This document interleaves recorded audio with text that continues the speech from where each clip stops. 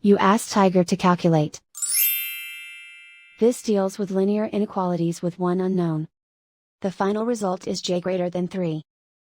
Let's solve it step by step. Isolate the j.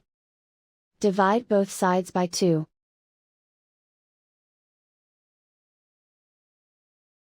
Simplify the fraction.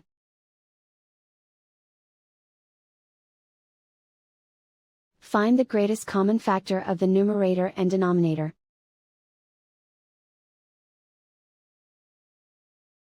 Factor out and cancel the greatest common factor.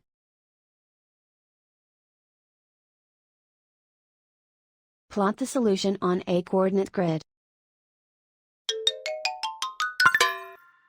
And so the final result is j greater than 3.